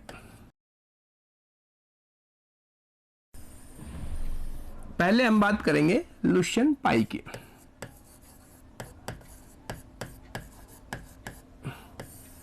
लुशियन पाई क्या कहते हैं? कितनी विशेषताएं बताई है लुशियन पाई ने? 3 विशेषताएं बताई है राजनीतिक विकास की। कौन सी पुस्तक में अपना विश्लेषण किया है? एस्पेक्ट्स ऑफ पॉलिटिकल डेवलपमेंट, जो उन्होंने लिखी है उस पुस्तक में राजनीतिक विकास की विशेषताएं बताई है। और दूसरी जो उन्होंने पुस्तक लिखी है political culture and political development, जो सिडनी वर्बा के साथ में मिलकर के लिखी है, उस पुस्तक में, इन दोनों पुस्तकों में उन्होंने राजनीतिक विकास का विश्लेषण किया है और राजनीतिक विकास की इन्होंने 3 विशेषताएं बताई है। जो 3 विशेषताएं जो हमने पहले इसके निर्माणक तत्वों पर चर्चा की थी, उन निर्माणक तत्वों से ही राजनीतिक विकास की 3 विशेषताएं निकल करके सामने आई हैं। वो 3 विशेषताएं कौन सी हैं? नंबर 1 है आपकी समानता। दूसरी जो विशेषता है वो है क्षमता, और तीसरी जो विशेषता है वो है विभेदीकरण।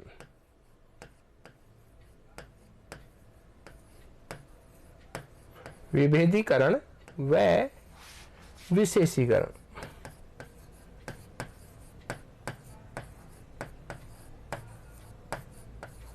विभेदीकरण व विशेषीकरण। तो ये 3 विशेषताएं होंगी। समानता, संपूर्ण जनता में समानता की भावना आ जाए। राजनीतिक जो व्यवस्था है जिसके अंदर सरकार काम करती है उसकी क्षमता में वृद्धि हो जाए। राजनीतिक संरचनाओं में विभेदीकरण आ जाए जिससे उनमें विशेषीकरण भी पैदा हो जाए, तो उसे राजनीतिक विकास का लक्षण माना जाएगा। तो एग्जाम में प्रश्न पूछा जाता है इसमें से कि लुशियन पाई के अनुसार निम्न में से कौन सा राजनीतिक विकास का लक्षण नहीं है? पहला दे जाएगा आपको समानता, बी आपको दे दिया मान लीजिए क्षमता, तीसरा दे दिया आपको विभेदीकरण, और चौथा आपको दे दिया धर्मनिरपेक्षता। तो लुशियन पाई ने ये 3 विशेषताएं बताई। धर्मनिरपेक्षता लक्षण है राजनीतिक विकास का, लेकिन लुशियन पाई ने जो राजनीतिक विकास के जो 3 लक्षण बताए हैं वो 3 लक्षण है समानता, क्षमता और विभेदीकरण। धर्मनिरपेक्षता की बात जो आगे है, एक C.H. डॉड जिन्होंने किताब लिखी थी पॉलिटिकल डेवलपमेंट, उन्होंने इसमें एक तत्व और जोड़ दिया था धर्मनिरपेक्षता। लेकिन लुशियन पाई ने 3 विशेषताएं बताई है और C.H. डॉड ने 4 विशेषताएं बताई हैं जिसमें धर्मनिरपेक्षता भी उन्होंने जोड़ दिया गया है। या समानता, क्षमता, विभेदीकरण, धर्म सापेक्षता, तो आपका आंसर होगा धर्म सापेक्षता या धर्मपूर्ण राजनीति, है ना। कोई भी अलग तत्व दे दिया जाए तो वो आपका आंसर होगा। तो ये तो हो गया आपका लुशियन पाई का विश्लेषण। अब हम आगे बात करते हैं आमंड और पावेल ने, या फिर आप इसको इधर समझिए, आमंड व, पहला आपका लुशियन पाई हो गया, दूसरा आपका है आमंड व पावेल। आमंड और पावेल ने भी 3 विशेषताएं बताई है, 1, 2 और 3। उनकी ये 3 विशेषताएं कौन सी हैं? पहला है भूमिका विभिन्नीकरण। भूमि का विभिन्नीकरण। दूसरी जो विशेषता है उपव्यवस्था स्वायत्तता, और तीसरी जो विशेषता है वो है लौकिकीकरण।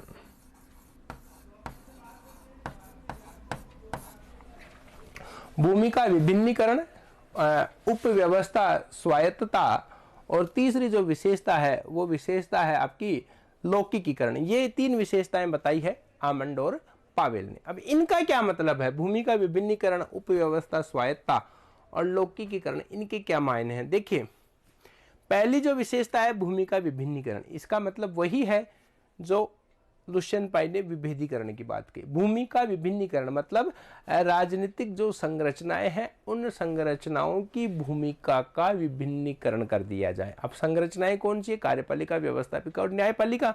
उनकी भूमिका क्या है? उनके अपने अपने काम, उनकी भूमिकाएं हैं, और उसका क्या कर दिया जाए? विभिन्नीकरण कर दिया जाए।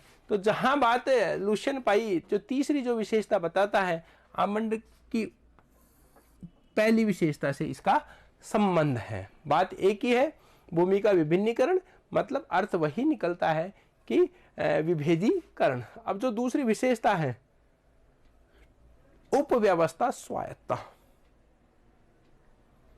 उपव्यवस्था स्वायत्तता का यहां तात्पर्य यही है कि जो हमारी राजनीतिक व्यवस्था है वो एक उपव्यवस्था है ना। व्यवस्था की अगर हम बात करें, और व्यवस्था में जो हमारी सरकार की अगर हम बात करें, तो सरकार क्या है? व्यवस्था की उपव्यवस्था है। तो उपव्यवस्था कौन हो गई? हमारी सरकार, हमारी जो पॉलिटिकल सिस्टम है ना, वो हो गई क्या? उपव्यवस्था, क्योंकि वो व्यवस्था की उपव्यवस्था है। और उसको क्या मिलनी चाहिए? इस सरकार को क्या मिलनी चाहिए? इस सरकार को मिलनी चाहिए स्वायत्तता। स्वायत्तता का मतलब है इसको स्वतंत्रता मिलनी चाहिए। अब चूंकि इसको स्वायत्तता मिलेगी, स्वतंत्रता मिलेगी, तो निश्चित रूप से क्या होगा? इसकी क्षमता में वृद्धि होगी। किसी भी अंग की क्षमता में वृद्धि कब होती है? जब उसको स्वतंत्रता या उसको स्वायत्त निर्णय लेने की क्षमता उसके अंदर आ जाए, तो उसकी क्षमता में स्वतः वृद्धि हो जाती है। तो दूसरी जो विशेषता है उपव्यवस्था स्वायत्तता। उपव्यवस्था स्वायत्तता का मतलब यही है कि जो राजनीतिक व्यवस्था है उसको स्वायत्तता दे दिए जाए, और स्वायत्तता देने से क्या होगा? उसकी क्षमता में वृद्धि होगी। तो कहने का मतलब जो लुशियन पाई ने दूसरी विशेषता बताई थी, वही दूसरी व्यवस्था को हम रिलेट कर सकते हैं, उसको उसके साथ में जोड़ सकते हैं, क्षमता के साथ में जोड़ सकते हैं। नेक्स्ट जो तीसरी जो बात है लौकिकीकरण। लौकिकीकरण का मतलब होता है कि समानता की ओर बढ़ना। लौकिकीकरण का मतलब होता है समानता की ओर बढ़ना, धर्मनिरपेक्षता की ओर बढ़ना। तो जो बात आमंड और पावेल लौकिकीकरण की बात करते हैं, लौकिकीकरण समानता की ओर बढ़ना, वही बात लुशियन पाई ने समानता के अंतर्गत कही है। तो ये भी देखो, तीन जो पॉइंट हैं यहाँ पर आमंड और पावेल के राजनीतिक विकास की विशेषताओं के, भूमि का विभिन्नीकरण, उपव्यवस्था स्वायत्तता और लौकिकीकरण, इन पे भी प्रश्न आता है कि निम्न में से कौन सी आमंड और पावेल ने राजनीतिक विकास की विशेषता नहीं बताई है? तो आपको बताना है ये तीन विशेषताएं बताई हैं, भूमि का विभिन्नीकरण, उपव्यवस्था स्वायत्तता, और तीसरी जो विशेषता है वो है लौकिकीकरण। अब हम नेक्स्ट आगे चर्चा करते हैं। एक और विद्वान हुए हैं जिनका नाम है, यहीं पर हम देख लेते हैं, जिनका नाम है C.H. डॉट। पहली हमने लुशियन पाई की बात की थी, दूसरी जो हमने बात की थी वो आमंड और पावेल की बात की थी। अब हम बात करते हैं C.H. डॉट की।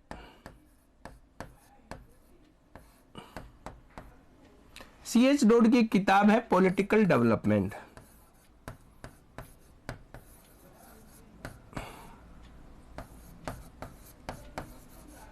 यहां मैंने किताब का नाम भी लिख दिया है। आमंड और पावेल, इसकी किताब पर हम चर्चा कर चुके हैं, कंपैरेटिव पॉलिटिक्स ए डेवलपमेंट अप्रोच 1966, ठीक है ना। तो वो जो किताब है, यहाँ मैं नाम भी लिख देता हूँ आपका, उस किताब का संबंध है, ये देखिए आप, कंपैरेटिव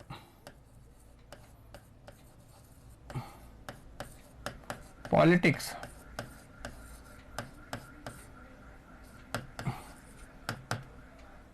ए डेवलपमेंट अप्रोच, ए डेवलपमेंट अप्रोच।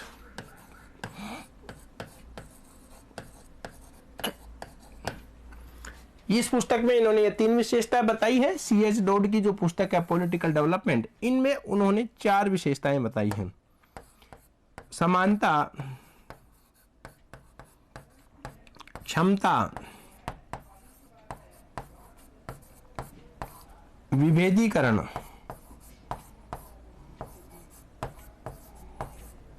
और एक चौथी चीज और जोड़ दी है इन्होंने, वो है धर्मनिरपेक्षता। ध्यान रखिएगा, लुशियन पाई ने 3 विशेषताएं बताई हैं, समानता, क्षमता और विभेदीकरण है। C.H. डोड ने उसमें एक और जोड़ दी है, और वो चौथी क्या है? धर्मनिरपेक्षता। तो इस तरह से C.H. डोड ने पॉलिटिकल डेवलपमेंट में 4 विशेषताएं बताई है, लुशियन पाई ने 3 विशेषताएं बताई है, और आमंड और पावेल ने भी 3 विशेषताएं बताई है। अब हम आगे चर्चा करते हैं एक और विद्वान जिन्होंने राजनीतिक विकास की विशेषताएं बताई हैं, और वो है हंटिंगटन। तो हंटिंगटन ने क्या बताया है? तो चौथा जो विद्वान हम बात कर रहे हैं, चौथे, वो है हंटिंगटन। हंटिंगटन की जो पुस्तक है, उस पुस्तक का नाम है पॉलिटिकल डेवलपमेंट एंड डिके, राजनीतिक विकास और पतन। पॉलिटिकल डेवलपमेंट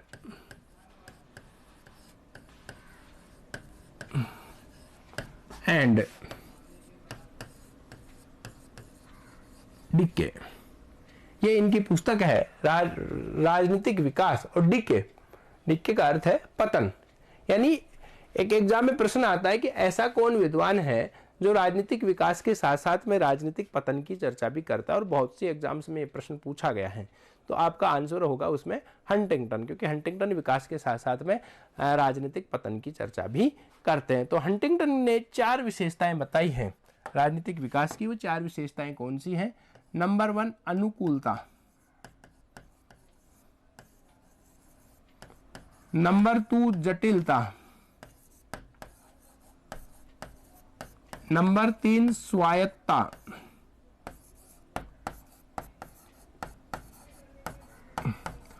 और नंबर 4, संबद्धता।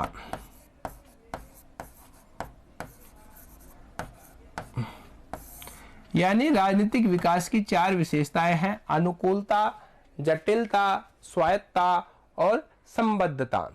तो ये 4 विशेषताएं किसने बताई है? हंटिंगटन ने। अब पहली जो विशेषता है अनुकूलता, इस अनुकूलता का क्या मतलब है? अनुकूलता का मतलब यही है कि राजनीतिक विकास, राजनीतिक व्यवस्था के सामने जो आने वाली मांगे हैं, उन मांगों को पूरा करके उनके साथ में तादात्म्य या अनुकूलन स्थापित कर ले। कहने का मतलब है कि जो राजनीतिक व्यवस्था है वो चुनौतियों का सामना करे, या तो चुनौतियों का सामना करे, और या फिर चुनौतियों का सामना, और या फिर अनुकूलन स्थापित कर ले, अनुकूलन स्थापित करे। 2 चीजों से इसका संबंध है, अनुकूलता। दूसरी बात है जटिलता। जटिलता का मतलब है कि एक राजनीतिक व्यवस्था के बीच में अनेक संरचनाएं पाई जाती हैं, अनेक संरचनाएं हों। एक राजनीतिक व्यवस्था के अंदर अनेक प्रकार की संरचनाएं विद्यमान हो, और उन संरचनाओं में भी क्या हो? विभेदीकरण हो। जो बात लुशियन पाई वगैरह आमंड और पावेल ने कही है, वही बात यहाँ इनका जटिलता से अर्थ निकलता है। स्वायत्ता, स्वायत्ता का मतलब राजनीतिक व्यवस्था को क्या हो, स्वतंत्रता हो। अब चूंकि राजनीतिक व्यवस्था को स्वतंत्रता होगी तो निश्चित रूप से उसकी क्षमता में वृद्धि होगी। और जो चौथी बात कहते हैं संबद्धता, संबद्धता का मतलब होता है जनता की सहमति हो, जनता की सहमति हो। कहने का मतलब देखिए, हंटिंगटन क्या कहते हैं, चार विशेषता, अनुकूलता, जटिलता, स्वायत्ता, संबद्धता, ये चार विशेषताएं हंटिंगटन ने राजनीतिक विकास की जो बताई है वो याद करनी होगी। अनुकूलता का मतलब है कि राजनीतिक व्यवस्था के सामने आने वाली चुनौतियों का सामना करे, उससे तादात्म्य स्थापित करे, या तो पूरी करे या फिर उनके साथ में अडेप्टेशन यानी अनुकूलन स्थापित करें। दूसरा है जटिलता, जटिलता का मतलब एक राजनीतिक व्यवस्था में अनेक और भी संरचनाएं पाई जाती है। तो एक राजनीतिक व्यवस्था में बहुत सारी संरचनाएं होनी चाहिए और उन संरचनाओं के अपने अपने कार्य होने चाहिए, यानी उनमें विशेषीकरण होना चाहिए। तीसरी बात कहते हैं ये स्वायत्ता। स्वायत्ता का मतलब है कि राजनीतिक व्यवस्था की जो अनेक संरचनाएं हैं उन संरचनाओं को स्वतंत्रता प्राप्त होनी चाहिए ताकि वो कुशलतापूर्वक, क्षमतापूर्वक अपना काम कर सके। और संबद्धता का मतलब होता है कि जो राजनीतिक व्यवस्था है उस राजनीतिक व्यवस्था के द्वारा किए गए कार्यों के प्रति जनता की सहमति प्रदान की जानी चाहिए, जनता सहमत होनी चाहिए। व्यवस्थापिका द्वारा बनाए गए कानूनों से के प्रति जनता की सहमति होनी चाहिए, सरकार के द्वारा बनाए गए नियमों से जनता की सहमति होनी चाहिए। अगर ये सारी चीजें हैं तो इसका मतलब यह हुआ कि वहां राजनीतिक विकास है। अब जहां पर ये कम है वहां का राजनीतिक विकास भी कम है, जहां पर ये व्यवस्थाएं एक अच्छे रूप में पाई जाती है वहां का राजनीतिक विकास ज्यादा है। तो ध्यान से देखिएगा, ये राजनीतिक जो विकास है उनकी विशेषताओं से संबंधित प्रश्न अक्सर हर एग्जाम्स में पूछे जाते हैं। तो लुशियन पाई ने समानता, क्षमता और विभेदीकरण। दूसरी बात हम बात करते हैं आमंड और पावेल की भूमिका विभिन्नीकरण, उपव्यवस्था, स्वायत्ता और लौकिकीकरण। तीसरी बात हम करते हैं C.H. डॉड की समानता, क्षमता, विभेदीकरण, और एक और तत्व जोड़ दिया धर्मनिरपेक्षता। और यहाँ हम बात कर रहे हैं हंटिंगटन की।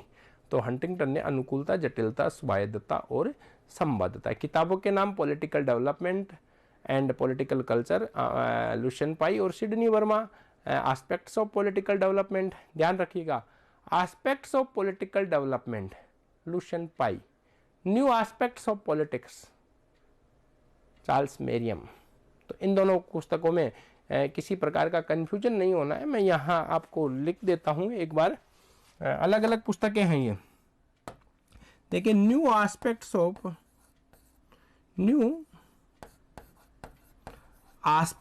Politics, new aspects of politics, ये जो पुस्तक है वो चार्ल्स मेरियम की है।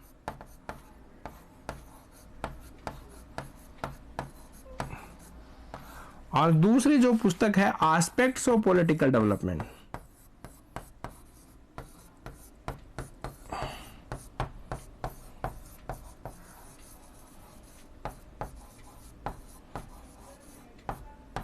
ये जो पुस्तक है ये लुशियन पाई की है। तो यहां आपको यही चीज ध्यान में रखनी है कि याद करने के बावजूद भी जब आप एग्जाम देने के लिए जाते हैं तो इन दोनों किताबों में कंफ्यूज हो जाते हैं। किताब का नाम पूछा जाता है कि न्यू एस्पेक्ट्स ऑफ पॉलिटिक्स किसकी है, आंसर आप कर देते हो लुशियन पाई, जो कि गलत हो जाता है। या एस्पेक्ट्स ऑफ पॉलिटिकल डेवलपमेंट पूछा जाता है।